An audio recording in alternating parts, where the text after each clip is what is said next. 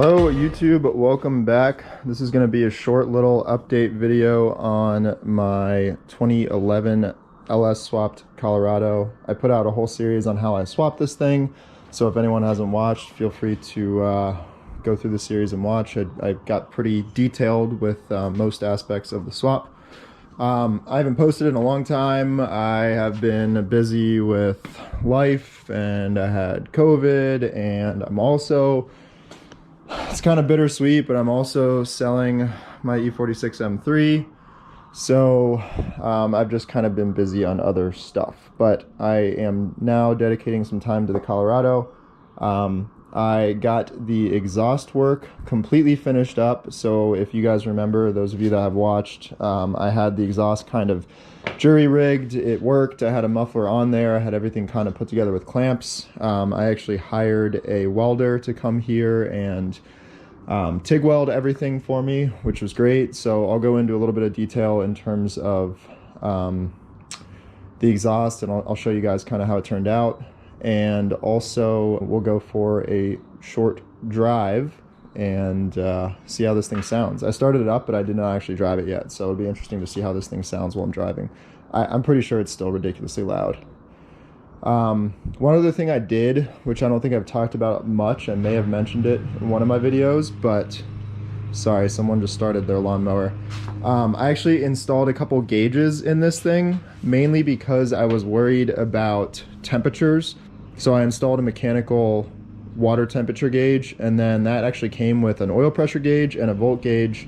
I hooked up the voltage gauge. I did not hook up the oil pressure gauge because I want to run an electronic oil pressure gauge. This one's mechanical. So let me show you guys the gauges, then we'll start this thing up, take it for a drive, and I'll also show you guys what I did with the exhaust. All right, here in the Colorado, here is the gauges that I installed. These were Equus brand, which I think is an okay brand. I wanted something small and something kind of discreet. This is mainly about function. Again, I'm just concerned about water temps. I don't trust that, that shitty factory gauge in there. So wanted to get this installed mainly, again, for that water temp gauge. Install was pretty easy. I just popped this panel off, put a couple screws in the back here. It's not really a full gauge pod. You can see the gauge from the side, but at least from this view, it looks pretty decent. It doesn't look factory, but it also doesn't look like shit. So I'll take it. Again, I got the water temp gauge hooked up. Everything's working well. I ran it through one of the grommets actually on the passenger side, so that because it actually routes to the back of the head here, there's an unused port on the side of the head. You take out the plug. I had to buy an ICT adapter, and then the gauge installs with that ICT adapter into that port. So ran it to the passenger side, used a fuse tap to get power to this thing, and I'm running the water temp gauge and the voltage gauge, and not the oil pressure gauge. That's just kind of sitting there until I decide to run an electronic oil pressure gauge. So that's it for the gauges. This whole setup was like 45 bucks, and then I had to buy the ICT adapter and maybe one or two other little things. Let me quickly show you guys the ICT adapter in case anyone's curious. So this is what I was talking about to install the gauges. I actually went through this grommet here, which I think is used for something on the AC system. I don't have my AC hooked up yet, so for now, using it for my water temp gauge. And then you can see the adapter here that goes into the head. I actually had a shorter one that I had bought thinking I needed it for something else. Long story, it's a dumb move that I bought it. But it actually was too short, so a lot of these probes are pretty long, so you actually need the longer version of the adapter that ICT makes. So I had to buy the longer version. I think it was like 15 bucks off Amazon. But once I got that, everything installed fine. So that's pretty much the summary on the gauges. All right, we're under the Colorado, checking out the exhaust that I just had finished up yesterday. Starting with what I've already kind of shown. This is the Speed Engineering Y-pipe. I decided to leave the front of the Y-pipe clamped, essentially just for ease of taking it on and off if needed. This is a spot where I had to cut the Y-pipe. I think I talked about that previously, so I had a welder come in and TIG this joint here. So now this is one solid piece. This is no longer clamped. I also had him weld the muffler on. You can see right here, this is the second weld. I had a hanger welded on here as well. So I'm still using the body, I think it's a heat shield stud coming out of the body for the top of the hanger, but now I have an actual real exhaust hanger welded on. So you can see the muffler straight through, 3.5-inch muffler. I decided to leave this section clamped, again, for ease of taking this thing on and off. And then moving back, I had him do a weld here to basically just kind of lengthen this pipe. I just wanted to get as much length on that as I could. And then going back, I just got a clamp on and turn down. So that's pretty much the whole system. Going back a little bit, it ends. You can see the light coming through there. So that's essentially the back of the cab. So it ends a good, I don't know, call it a foot after the cab, and that's where it turns down. So we'll see how this setup works out. It's obviously going to be loud. You know, I left the tip, the turn down, just clamped on. So I have the ability in the future, if I want to add a muffler or extend this, it'll be really easy. I basically just unclamp this. I could add a muffler in or something and then extend this as far as I want to. So yeah, that's the setup. Pretty happy that this is done. Cruising under the car, try to showcase it. Oh yeah, I forgot to mention I put another hanger back here too. So this is actually off. I cut this hanger off the original exhaust. We got the placement on this one a little bit goofy, but it works, especially for now.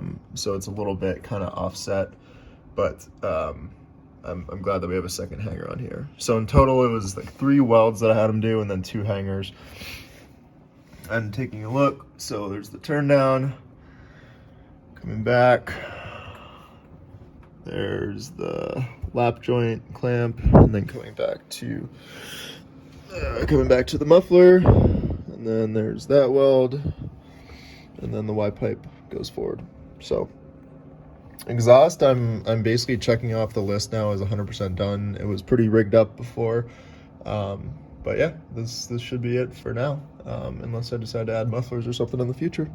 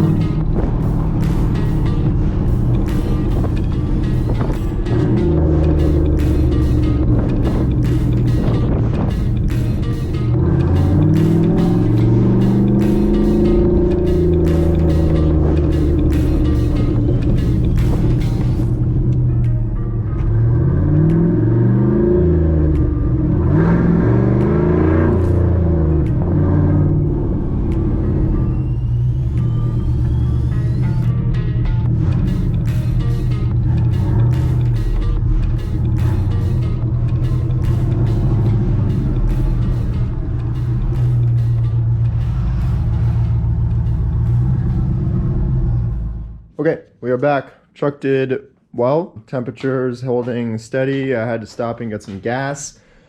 Was a little bit worried that with the extra weight of the gas, I think it was 10 or 11 gallons that I put in, and also first time this thing's been full of 93, which is nice. But anyway, a little bit worried that the extra weight was going to cause a problem getting into my garage, but I think I'm good. No scraping, so good there. Yeah, truck is doing pretty well. Like I said, having the water temp gauge gives me like extra peace of mind that my temperatures are holding. It's a pretty cool day today, so I'm sure that helped a little bit. Exhaust, I would say, is a very small amount quieter than it was.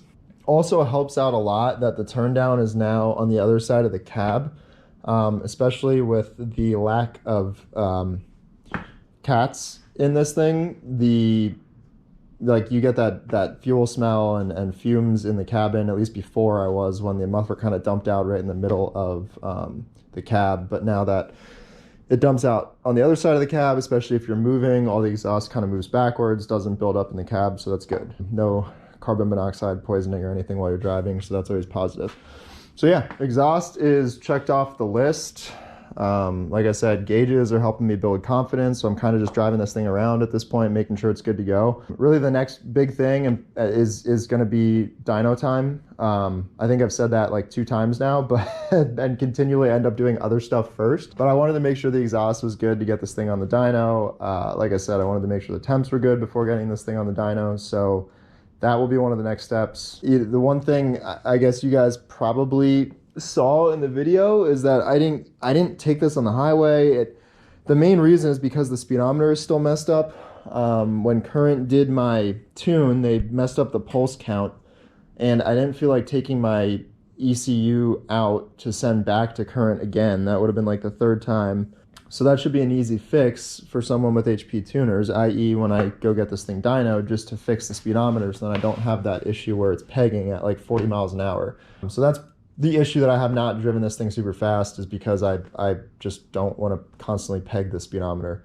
But yeah, get it to a tuner, fix the speedo, dyno it, make sure the tune's safe, and then from there it'll just be drive. Drive it, build confidence. I do have a couple other things on the list that I want to do, especially related to the rear end, because traction is a major issue, as everyone can imagine. But yeah, that's going to be it for this one. Thank you guys for watching. Just a kind of a quick update video. Stay tuned for more.